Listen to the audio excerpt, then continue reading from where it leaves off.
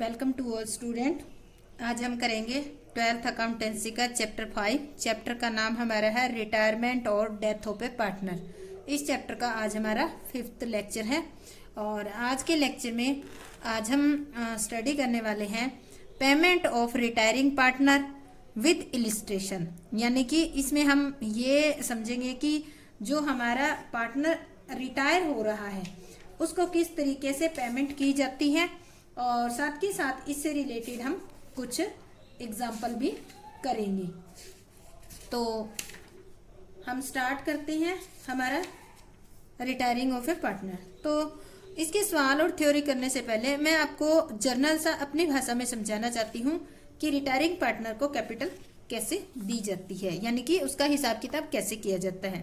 मान लेते हैं एक फर्म के अंदर 3 पार्टनर है और इनका रेशियो 2:1 का रेशियो है। ये इनका रेशियो है, ठीक है। और ये A, B, C 3 पार्टनर है। मान लेते हैं जो C है वो रिटायर हो रहा है, ठीक है।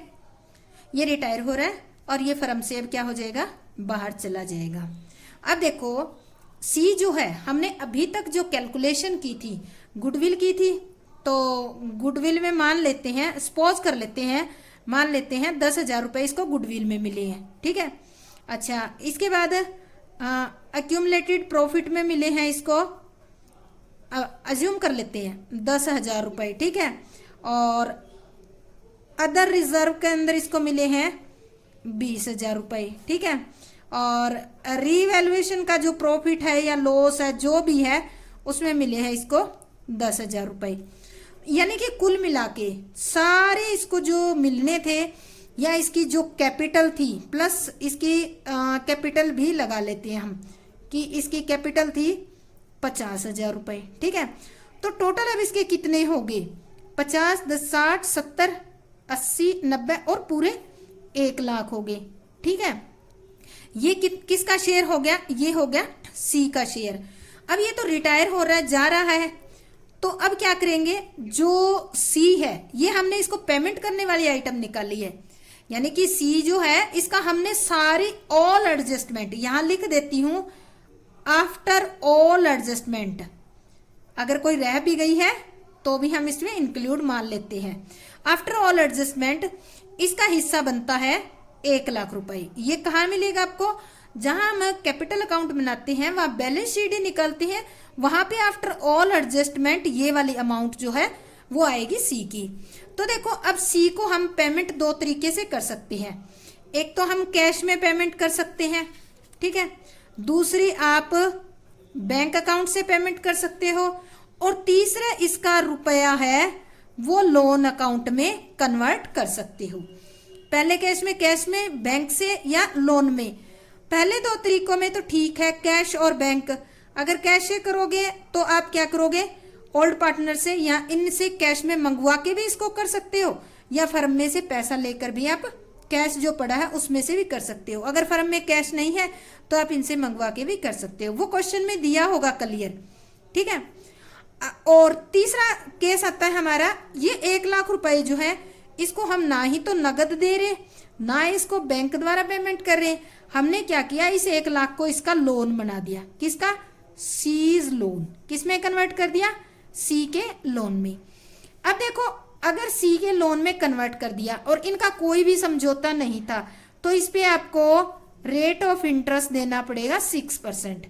मान लेते हैं हमने यहाँ बिजनेस स्टार्ट करा है, इस पॉइंट पर आकर हमने क्या किया, इसका हिसाब किया और यहाँ आकर इसकी पेमेंट कर रहे हैं, ठीक है। तो यहाँ तक का जो टाइम है यहाँ पर आपको इंटरेस्ट देना पड़ेगा, ये 6%, या फिर कोई एग्रीमेंट में लिखा हुआ है तो वो इंटरेस्ट की रेट देनी पड़ेगी। जरूरी नहीं है कि 6%, हो सकता है आपके एग्रीमेंट में लिखा हुआ है तो वो ही इंटरेस्ट की रेट आपको देनी पड़ेगी। तो इस तरह से हम क्या करेंगे, अब इसकी पेमेंट जो लोन की पेमेंट है वो लोन इकट्ठा भी पे कर सकते हो या कुछ किस्तों में भी कर सकते हो। किस्तों में मतलब ये है आपका 1 लाख, तो आप 5 इंस्टॉलमेंट भी बना सकते हो, 20-20 हजार की एक। अगर 20,000 के इंस्टॉलमेंट बनाएंगे तो 20,000 प्लस 1 लाख पे पहली किस्त में इसका प्लस इंटरेस्ट भी पे करना होगा हर किस्त के साथ। तो इस तरह से हम क्या करेंगे, इसकी पेमेंट करेंगे। अब आती है बात, अगर आपके क्वेश्चन में कुछ भी नहीं कह रखा, उसकी कैश पेमेंट या उसके लोन के बारे में कोई जिक्र नहीं कर रखा, तो आपकी उसकी जो भी पूंजी है उसको किस में कन्वर्ट कर देना है, उसके लोन में कन्वर्ट कर देना है। तो इस तरह से हम उसको पेमेंट करेंगे। अब हम देखते हैं थ्योरी में, और इसको पेमेंट करेंगे तो एंट्री क्या करेंगे, और प्लस इसके कुछ हम इलिस्ट्रेशन भी करेंगे कि क्या हमारा यही तरीका सही बैठ रहा है या नहीं है। तो आज का हमारा topic payment of retiring partner start कर रहे हैं। इससे पहले आप अगर मेरे चैनल को फर्स्ट टाइम देख रहे हैं तो प्लीज सब्सक्राइब जरूर कर दें। पेमेंट ऑफ रिटायरिंग पार्टनर, अवकाश ग्रहण करने वाले साझेदार को भुगतान। देखो थ्योरी पढ़ते हैं थोड़ी सी। सभी साझेदारों के पश्चात अवकाश ग्रहण करने वाले साझेदार को उसका हिस्सा या देयधन निम्न प्रकार से दिया जाएगा। यानी कि इसका जो हिस्सा बनता है, अभी हमने निकाला था ना 1 लाख, वो हिस्सा किस प्रकार दिया जाएगा इसको, तो इसकी हम एंट्री करेंगे। तो हमने कंडीशन ली थी ना कि पहली कंडीशन में हम क्या दे सकते हैं उसको, या तो कैश में और या बैंक द्वारा दे सकते हैं। अगर हम ऐसे देते हैं तो एंट्री क्या करेंगे, क्योंकि हमें क्वेश्चन में तो एंट्री करनी होगी, तो हम एंट्री सीखते हैं। तो हम यहाँ एंट्री करेंगे, कौन जा रहा है, retiring partner capital account debit to cash या बैंक अकाउंट। नरेशन लिखेंगे, हिज शेयर पेड ऑफ, भुगतान किया।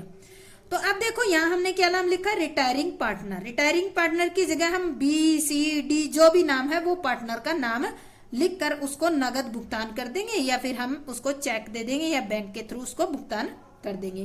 तो पहली कंडीशन थी आपकी ये। सेकंड कंडीशन में हमने पढ़ा था, यदि उसे भुगतान न किया गया हो तो उसके हिस्से को उस साझेदार के ऋण यानी कि लोन के रूप में मान लिया जाएगा। अगर लोन के रूप में मान लिया जाएगा तो हम क्या करेंगे, यहाँ कैश दे नहीं रही है तो इसकी जगह हम क्या नाम लिख देंगे, एंट्री करेंगे हम, रिटायरिंग पार्टनर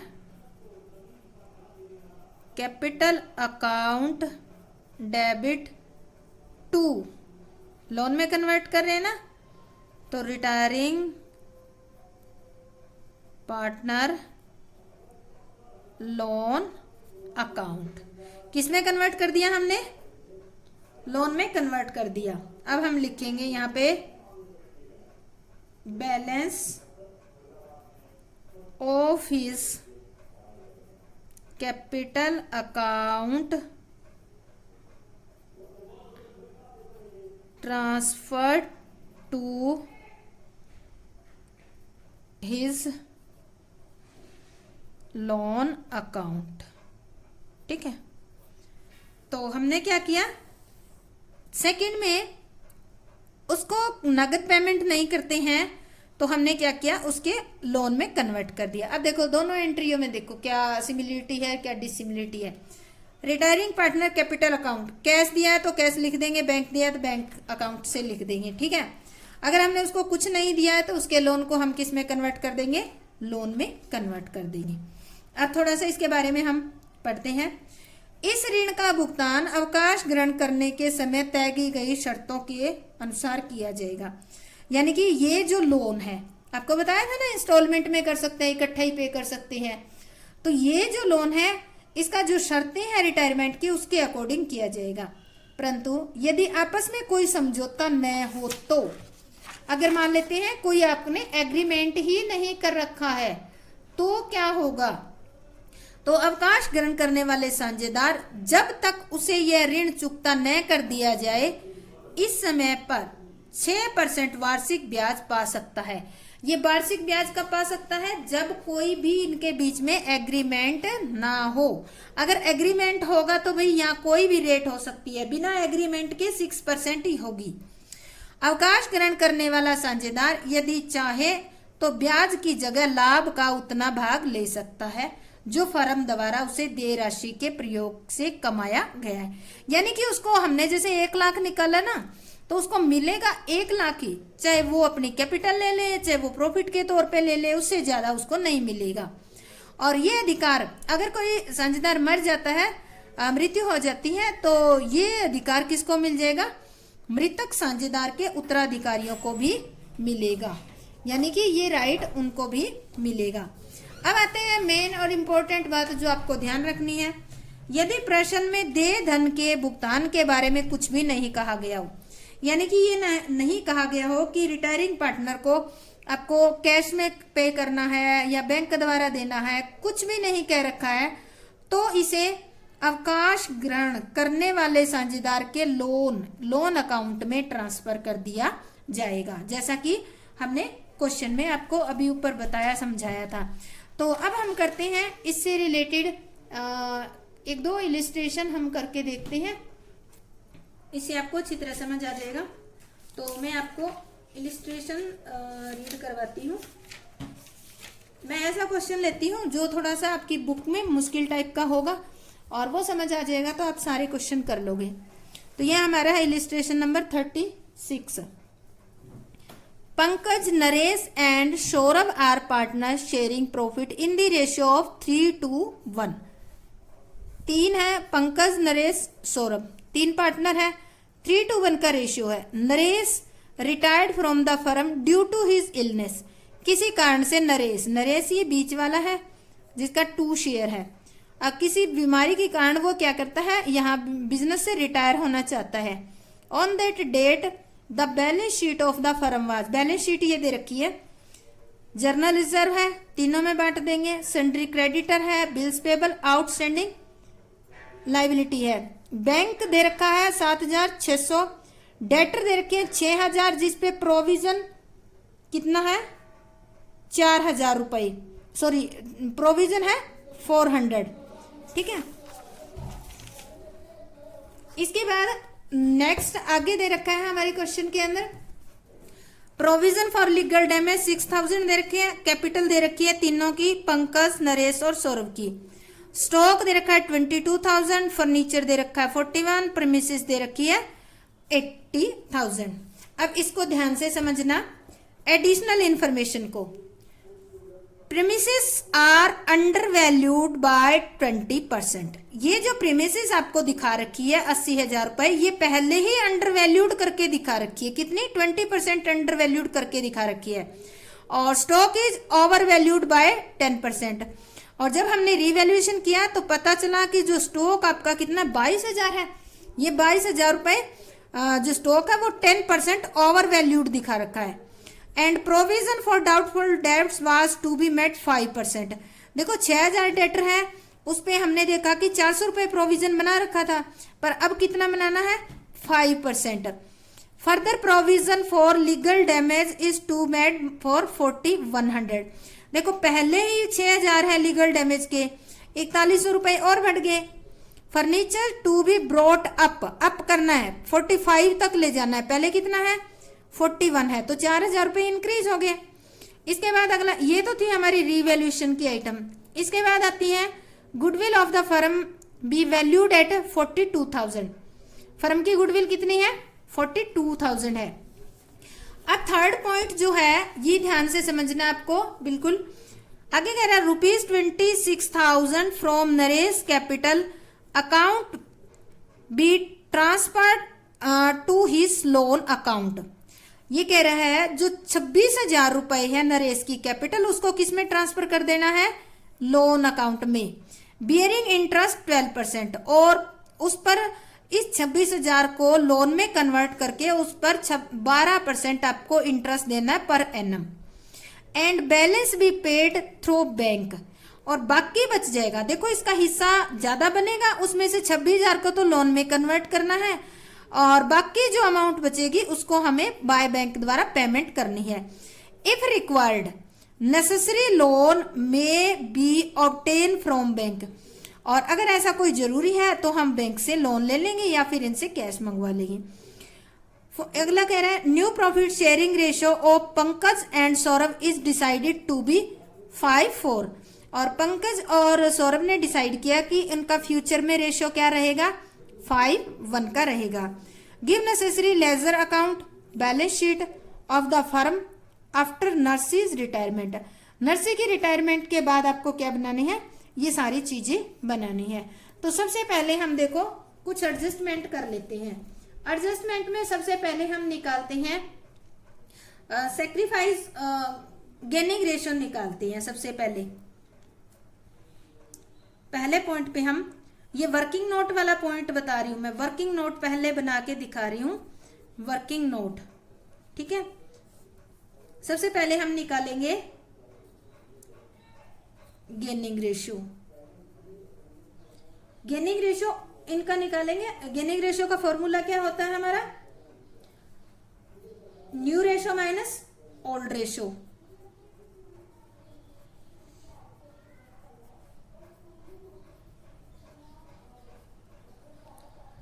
अब देखो इनका ओल्ड रेशियो कितना है,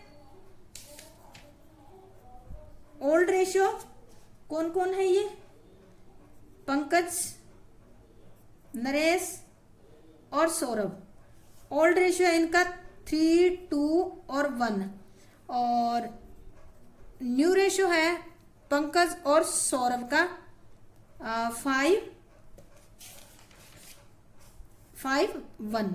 तो हम निकालेंगे, सबसे पहले हम निकालेंगे गेनिंग रेशियो पंकज।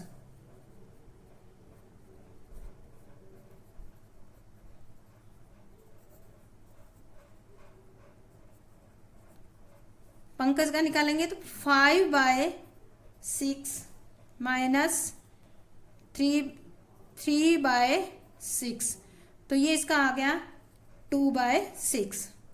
इसके बाद गेनिंग रेशियो ऑफ, अगला कौन सा है अपना, सौरभ। सौरभ का न्यू है 1/6, ओल्ड है 1/6, तो 0। गेन कौन कर रहा है, ये केवल गेन कर रहा है, जो पंकज है वही गेन कर रहा है, सौरभ गेन नहीं कर रहा। तो सीधी सी बात है कि जो नरेश जो हिस्सा शेयर देगा प्रॉफिट का, वो पंकज को ही देगा और पंकज ही उसको गुडविल की अमाउंट देगा। अब निकालते हैं हम गुडविल, पूरी फर्म की गुडविल में नरेश का शेयर निकालते हैं। सेकंड पॉइंट पे नरेश शेयर इन गुडविल। पूरी फर्म की गुडविल कितनी दे रखी है हमें, पूरी फर्म की गुडविल दे रखी है 42,000। इसका रेशियो कितना है नरेश, ये है 2/6 है इसका, तो हम निकाल लेंगे 2/6, तो ये 7,000, इसका आ जाएगा 14,000, ठीक है। तो ये जो है गुडविल कौन देगा, किसको, नरेश को पंकज देगा।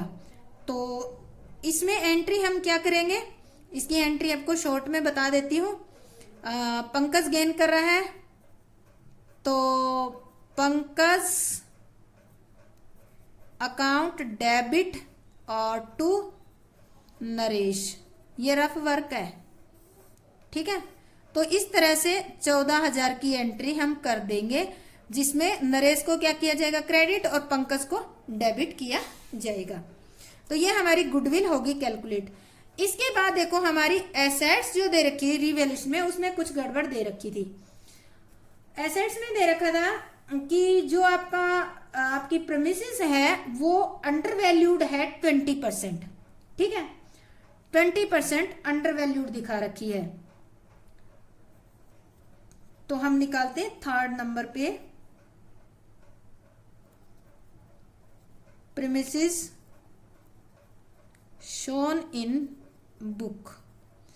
अगर वो अंडर वैल्यूड है तो कितने परसेंट है, 80% है, ठीक है। देन एक्चुअल वैल्यू कितनी होनी चाहिए, एक्चुअल वैल्यू ऑफ प्रीमिसेस 100 होनी चाहिए। अगर वो 1 है तो हमारी कितनी होनी चाहिए, 100/80। वैल्यू अंडर वैल्यूड कितनी दिखा रखी है, इन्होंने दिखा रखी है 80,000, ठीक है। तो कितनी आ जाएगी, 100/80 इंटू में 80,000, तो ये आ जाएगी हमारी 1 लाख की, ठीक है। अब देखो हम देखते हैं इसमें प्रीमिसेस एक्चुअल कितनी है, एक्चुअल है 1 लाख, ठीक है। और बुक में कितनी दिखा रखी है, 80,000। तो आपको 20,000 का क्या हो गया, प्रॉफिट, ठीक है। तो इसको कहाँ दिखाएंगे, रीवैल्यूएशन के क्रेडिट में दिखा देंगे इस 20,000 को।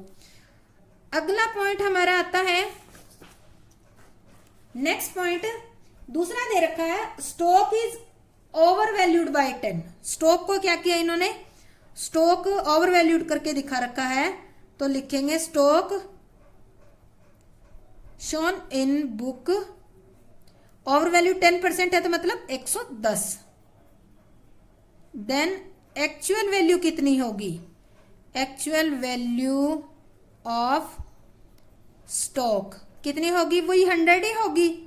अगर मान लेते हैं 1 है तो कितनी होगी, 100/110। स्टॉक की वैल्यू आपके दे रखी है इसके अंदर 22,000, ठीक है, बैलेंस शीट के अंदर। तो ये 22,000 अगर है तो एक्चुअल वैल्यू हम कैसे निकालेंगे, 100/110 इंटू में 22,000, तो ये हमारा हो जाएगा लेस 2,000, ये बचेगा 200, तो ये हमारी आ गई 20,000, ठीक है एक्चुअल। और दिखा कितनी रखी थी, 22,000 आपको दिखा रखी थी, और एक्चुअल है 20,000, तो आपको 2,000 रुपए क्या हो गया, लॉस। कहाँ दिखाओगे, रीवैल्यूएशन के डेबिट में दिखाओगे ये वाले, ठीक है। तो इस तरह से हमारी ये कैलकुलेशन, यानी कि ये कहें कि एडजस्टमेंट वाली जो पॉइंट है वो हमने कैलकुलेट करके देख लिए हैं।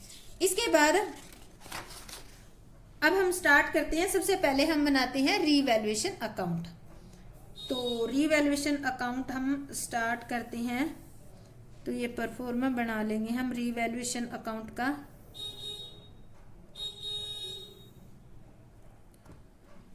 तो ये आ जाएगा आपका डेबिट साइड,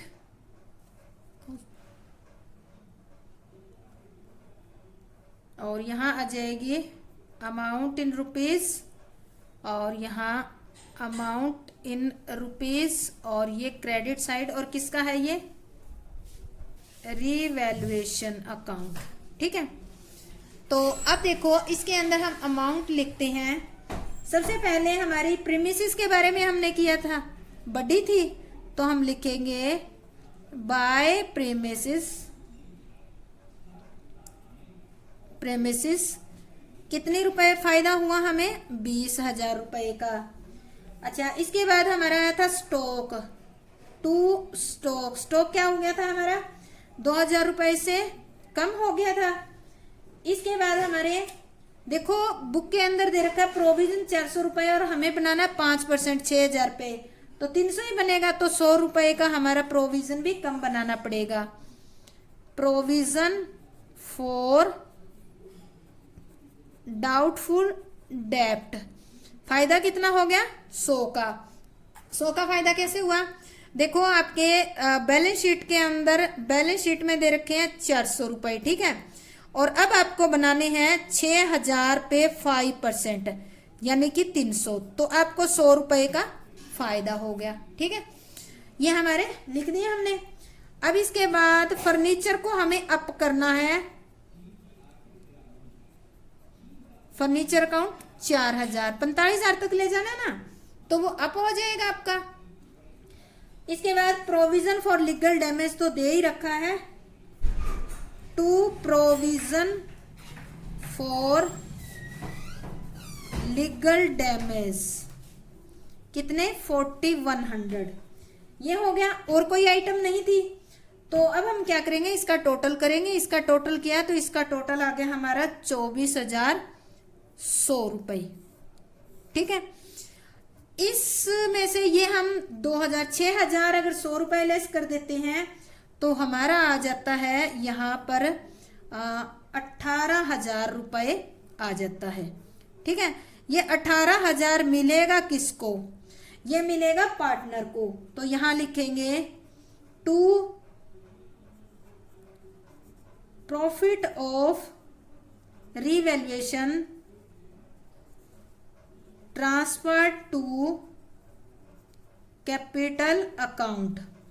कौन कौन है कैपिटल पार्टनर, कौन है इसमें, पंकज अकाउंट। पंकज को कितने मिलेंगे, रेशियो आपको बताया था ना ऊपर, रेशियो था 3:1 का, यहाँ लिख देती हूँ 3:1 का रेशियो था। इसी में ये बांट देंगे 6, तो इसको मिलेगा 9,000 रुपये। ठीक है, और दूसरा था हमारा नरेश को मिलेगा 3 है इसका, तो इसको मिलेगा 6,000 रुपये। और तीसरा था हमारा सौरभ अकाउंट, इसको मिलेगा 3,000 रुपये। तो ये मेन कॉलम में दिखा देंगे। ये हमारा बन गया रिवैल्यूएशन अकाउंट। और अब देखो ये जो 3-3, 6-6, 9-9 हजार है ना, 9, 6, 3,000, ये इनके कैपिटल अकाउंट में ट्रांसफर कर देंगे। नेक्स्ट हम अब बनाते हैं capital account. Capital account partner कितने हैं हमारे, 3 पार्टनर हैं, तो तीनों का ही कैपिटल अकाउंट बनाया जाएगा। तो हमारे तीनों के कैपिटल अकाउंट की हम कॉलम बना लेते हैं। ये हो गया हमारा क्रेडिट साइड, और ये हो गया हमारा डेबिट साइड, ये डेबिट साइड। इनको लिख लेते हैं, तो यहाँ दिख रहा है डेबिट साइड, क्रेडिट साइड और कैपिटल अकाउंट। कौन कौन है पार्टनर, पार्टनर के नाम लिख लेते हैं। तो ये है हमारा पंकज, दूसरा है नरेश, और तीसरा है सौरभ। सेम इसी तरह से लिख लेंगे, पंकज, नरेश, सौरभ। सबसे पहले हम क्या लिखेंगे, इसके अंदर इनकी कैपिटल लिखेंगे जो बैलेंस शीट में दिखा रखी है। तो यहां लिखेंगे हम बाय बैलेंस बीडी। अब देखो पंकज की कितनी है 46,000, नरेश की है 30,000 और सौरभ की है 20,000। इसके बाद हमने क्या किया था, जर्नल रिजर्व दे रखा था बुक के अंदर, यानी कि बैलेंस शीट में वो बांट देंगे बाय जर्नल रिजर्व। तो ये इनके हिस्से आ जाएगा। जर्नल रिजर्व आपको बता दूं है कितना, जर्नल रिजर्व है 12,000।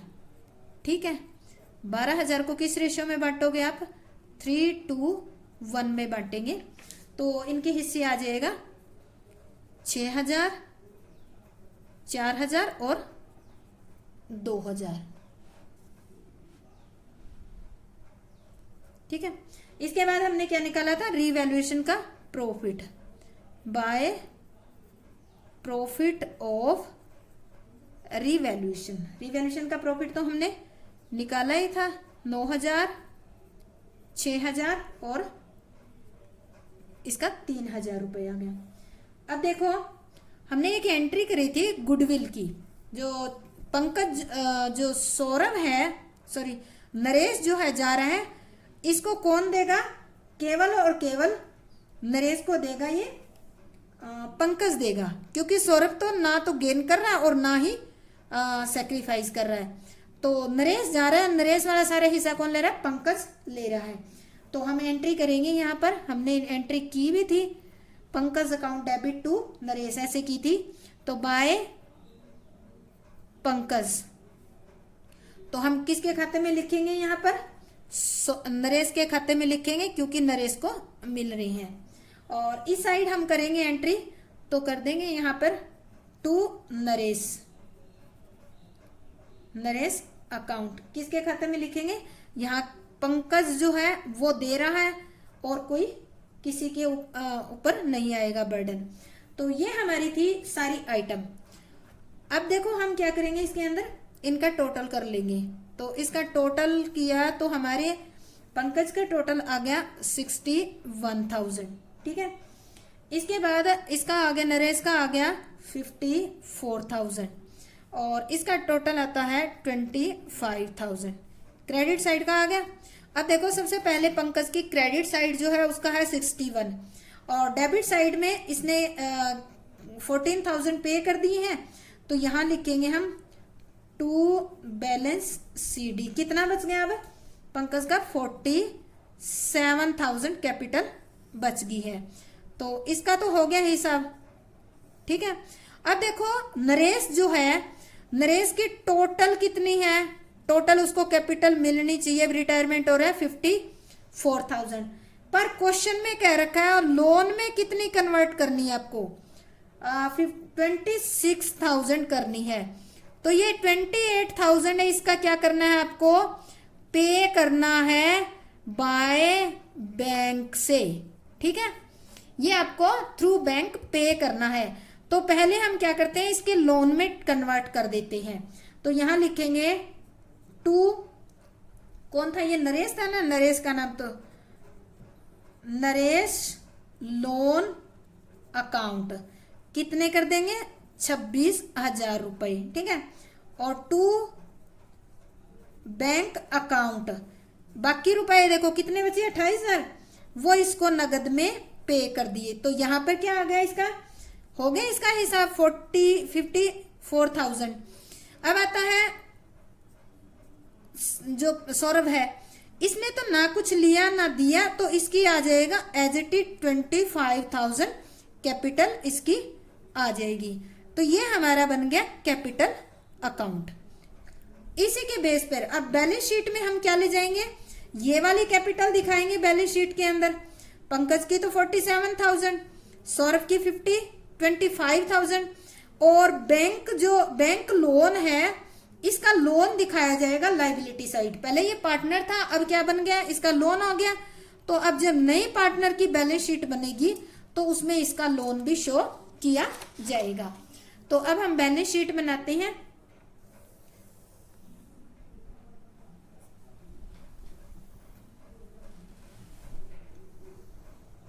ये हमारी बैलेंस शीट का परफॉर्मा, तो हम यहां पर लिखते हैं, ये हमारी कौन सी साइड है, कैपिटल प्लस लाइबिलिटी, और यहां लिखेंगे अमाउंट रुपीज में, और ये हमारी है एसेट साइड, और यहां होगी हमारी अमाउंट रुपीज में, और ये है हमारी बैलेंस शीट एज ऑन। कोई डेट हमें नहीं दे रखी है तो हम ऐसे ही लिख देंगे। तो देखो अब हम बैलेंस शीट में सबसे पहले क्या चीज लिखेंगे, सबसे पहले तो देखो हमारे इधर एसेट साइड दे रखे हैं डेटर, ठीक है। तो डेटर लिखोगे आप 6,000 रुपए और लेस करोगे इसमें। अब प्रोविजन कितना हो गया, प्रोविजन हो गया 300 रुपए। तो आप कितने दिखाओगे, 57,100 दिखाओगे। इसके बाद आपका स्टॉक, जो स्टॉक है वो अब आपका कितना रहेगा, पहले 22,000 था ना, अब आपका रहेगा 20,000। और फर्नीचर अप हो गया आपका, अप होकर कितना हो गया, 41 से 45,000 हो गया है। और प्रीमिसेस हमने निकाली थी, प्रीमिसेस अब आपकी कितनी होगी, 1,00,000 रुपए, जो स्टार्टिंग में आपको कैलकुलेट करके बताई थी। इसके बाद अब सबसे पहले उसका लोन लिख लो, कौन था वो लोन, उसका लोन लिखने से पहले 1 मिनट हम ये लिखेंगे क्रेडिटर, बाद में लिखेंगे। क्रेडिटर आपके एज इट इज है 28,000, बिल्स पेबल आपके एज इट इज है 12,000 और आउटस्टैंडिंग सैलरी भी आपकी एज इट इज है 2,200 और प्रोविजन फॉर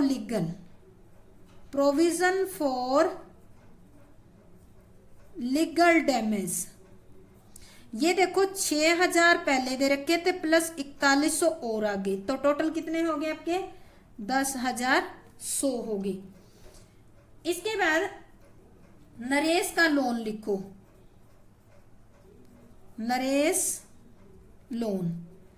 का लोन कितना हो गया आपका 26,000 रुपये आपने दिखाया था। इसके बाद आप इसमें आपने क्या किया था, देखो आपके बैंक में कितने रुपए थे, बैंक में थे आपके रुपए 7600 रुपए, ठीक है। ये बैलेंस बीडी था बैंक का, ठीक है। आपने उसको 28,000 रुपए पे किए हैं। क्वेश्चन में आया था कि अगर उसको पेमेंट करनी है तो वो कहां से लेकर करनी है, लोन लेकर। आपने बैंक से लोन लेकर क्या किया 28,000 पे ये आपके खाते में पड़े थे। 28,000 रुपए आपने लोन लिया है, तो अब आपका माइनस का बैलेंस यानी कि लोन कितना हो गया आपका, क्योंकि 7600 रुपए तो आपके इसमें से कट गए, तो अब आपका लोन हो गया 20,400 रुपए। तो वो हम दिखाएंगे किसके रूप में, बैंक लोन के रूप में दिखाएंगे 20,400। अब हम दिखाएंगे कैपिटल किस किस की दिखाएंगे, सबसे पहले पंकज की कितनी निकाली थी हमने 47,000 और सौरभ की निकाली थी हमने 25,000। इसके बाद हम ये दोनों का टोटल करेंगे तो ये आ जाएगी 72,000। अब हम इसका टोटल कर देंगे, टोटल करेंगे तो ये आ जाएगी 1,70,700 आ जाएगी हमारी, ठीक है। इस साइड का टोटल करेंगे तो भी सेम अमाउंट आ जाएगी हमारी। तो इस तरह से हम क्या करेंगे, सबसे पहले हम एडजस्टमेंट यानी कि जो वर्किंग नोट होता है आप वो बनाओगे, उसके बाद रिवैल्यूएशन काउंट, फिर कैपिटल काउंट और लास्ट में बैलेंस शीट बनाओगे। बैलेंस शीट में कैपिटल अब उन्हीं पार्टनर की लिखी जाएगी जो कंटिन्यू है। नरेश इसमें से चला गया है, नरेश को जो हिस्सा देना है कुछ तो हमने बैंक से लोन लेकर पे कर दिया और बाकी जो अमाउंट है लोन के रूप में ट्रांसफर कर दिए, ये उसका लोन हो गया, तो ये लायबिलिटी साइड दिखा देंगे। तो अगर आपको समझ आ गया है और मेरा चैनल फर्स्ट टाइम देख रहे हैं तो मेरे चैनल को सब्सक्राइब जरूर करें, अन्यथा लाइक और शेयर ज्यादा से ज्यादा करें। आपका बहुत बहुत धन्यवाद। जय हिंद, जय भारत।